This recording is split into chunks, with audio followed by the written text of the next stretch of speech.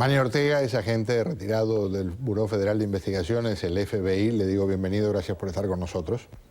Muchas gracias, buenas noches. Nos acompaña el rabino Héctor Eppelbaum del Templo Beth Israel de Sunrise. Señor, buenas noches. Gracias por la invitación. Exageramos cuando decimos que hay sombras siniestras de lo previo a lo que fue la Segunda Guerra Mundial, por ejemplo, con esto que está viviendo la comunidad judía en Europa. No exageramos de ninguna forma. El patrón del antisemitismo en Europa se repite constantemente. La Segunda Guerra Mundial fue llevado a su máxima potencia, pero el mismo patrón se fue repitiendo con el caso Dreyfus, se fue repitiendo con la Inquisición en España, se fue repitiendo con las cruzadas durante el siglo XI y XII. O sea, la situación de antisemitismo por diferentes razones siempre existió en Europa. Europa es un bastión con diferentes ideologías y con diferentes momentos de antisemitismo en el mundo. ¿Tiene miedo de que esto se catapulte en lugar de una rata solitaria como esta atacando? Ya lo vimos en Francia, esto que pasó en Dinamarca, se multiplique, corra, como se dice popularmente, como reguero de pólvora. El patrón aparentemente parece ser el mismo, porque es el ataque hacia la democracia o el ataque hacia la intolerancia de la libertad de expresión e inmediatamente atacar a algún centro judío, aprovechar la oportunidad para atacar a alguna organización judía, de paso, en medio de toda esta situación. Aparentemente el patrón es el mismo y seguramente no son casos aislados. Con el señor Ortega hemos hablado en el pasado de, primero, la suerte infinita que tenemos aquí de que no se hayan dado cosas similares. Ha habido algún tipo de atentado terrorista, sin duda, cuando hablamos de estos individuos, y al mismo tiempo el hecho de que es casi imposible la prevención. Muy difícil, demasiado difícil, porque no dan señas de vida hasta el momento que toman acción. Y cuando toman acción, ya es muy tarde. En este caso parece que lo tenían bajo algún tipo de observación o, como es un expreso, sabían dónde vivía.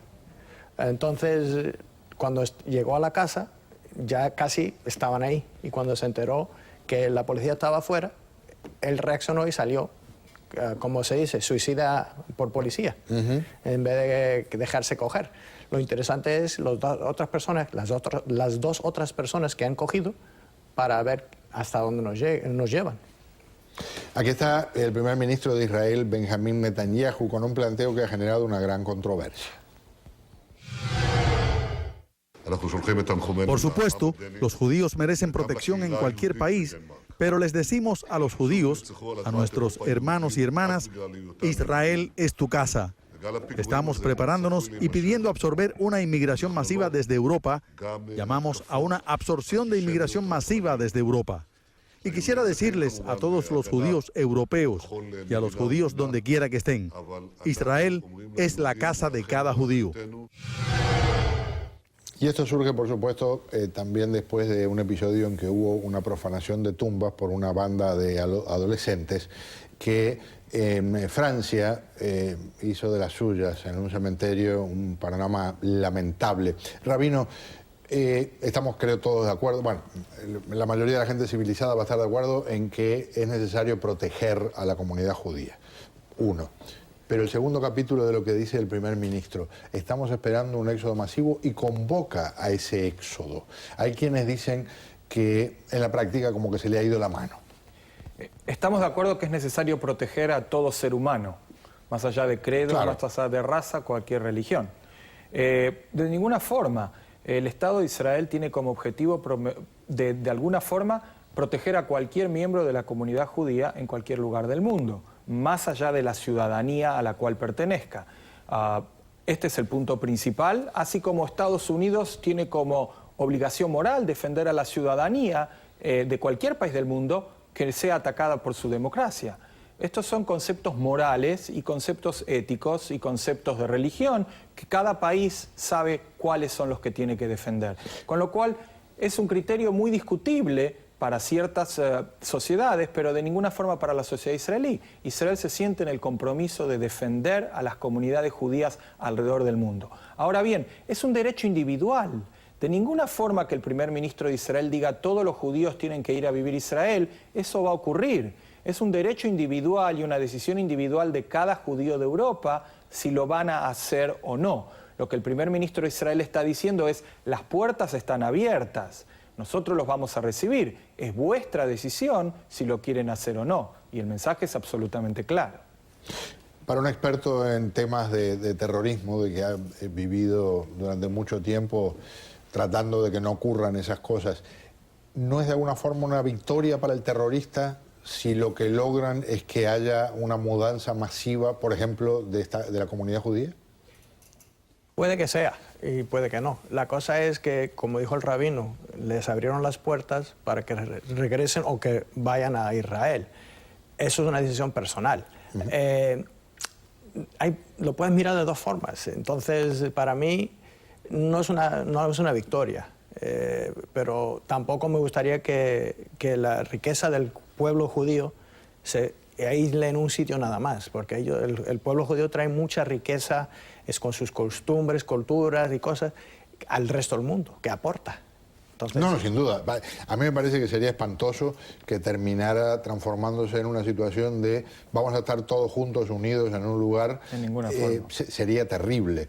Y tiene, me parece, ese otro ángulo, y ahora se lo pregunto a usted, rabino, si no es una victoria para el terrorista, para el bruto este que anda cortando cabezas o que anda entrando en un lugar y porque una persona sea judía lo ejecute, o porque una persona escriba algo que no le guste, o porque una persona sea cristiana le corte la cabeza, y entonces gana si los demás salen corriendo. Por supuesto, pero sería lo mismo que decir que todos los cristianos tienen que ir a vivir a cierto lugar del mundo y todos los católicos tienen que ir a vivir al Vaticano. Claro. Y sería exactamente el mismo criterio.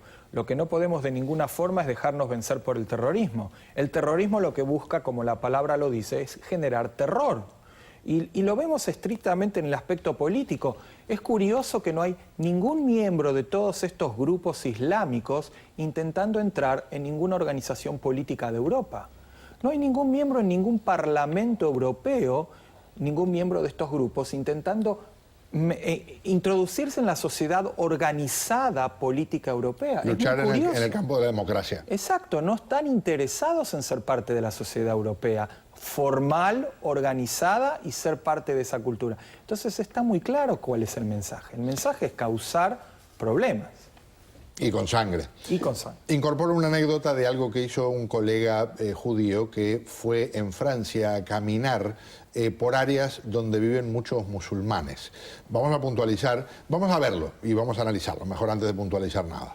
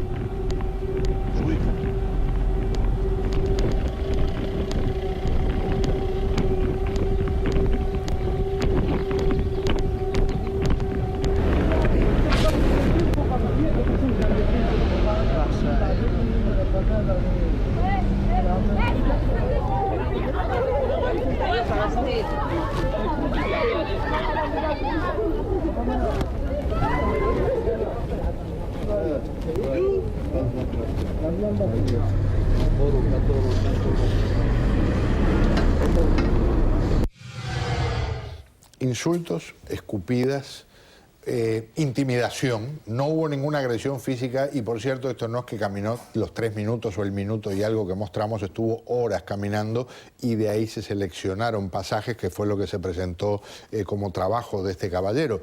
Lo triste es que una persona debería poder caminar por donde quiera, en cualquier barrio de París o del mundo, sin que lo estén insultando por su forma de pensar. Y este es un ejemplo de los tantos en que cuando alguien se queja de que es discriminado, entonces es la prueba de que son discriminadores muchos de los que se quejan atacando a esta persona, ¿verdad? Sí, absolutamente, absolutamente. Lamentablemente en Europa, en París y en Londres existen lo que se llama el no-go zone. Hay áreas en las que directamente ni la policía ni ningún otro organismo entra Y son áreas donde los mismos radicales musulmanes tienen sus propias escuelas, su propia policía, sus propias estructuras, y el resto de la población no entra directamente, se han convertido peor que guetos. Entonces están directamente gestionando unas poblaciones dentro de poblaciones y estructuras dentro de estructuras. ¿Hasta cuándo va a resistir esta situación? Y un detalle para redondear la conversación, en Estados Unidos la estructura de la comunidad musulmana es muy diferente a la europea. Se ha asimilado de una forma diferente a la europea, tiene un promedio de ingresos muy superior al de una comunidad que en muchos países de Europa está en condiciones de extrema pobreza, y ese muchas veces es un caldo de cultivo de desastre, que en este caso es canalizado por gente, y usted me dirá sobre eso, que se aprovecha de esas circunstancias. El problema que es Europa es un país que hubo inmigración muy antigua. Los Estados Unidos somos un país de inmigrantes todos, entonces somos más, recibimos la gente. Entonces la gente en este país no importa dónde vienes, sino lo que haces con tu vida. Si tú sacas para adelante tu familia, te respetan. Si no, hay partes en Europa que aunque tú saques tu familia para adelante, aunque seas inmigrante, siempre eres inmigrante. En España pasa, en Alemania pasa, Gastarbeiter. En España Sudaca para los latinoamericanos, sí, etcétera, etcétera. Entonces, aquí, por nuestra cultura de ser una nación de inmigrantes, somos más aceptables que en los otros países. Y la constante motivación al crecimiento sociocultural y socioeconómico también hace que los grupos radicalizados o los grupos que quieran radicalizar a la población tengan menos lugar. Claro. Porque a mayor nivel sociocultural, sí, menor lugar a la radicalización. Señores, gracias. Muy amables por acompañarme. Gracias. Vamos a una pausa. Al regresar,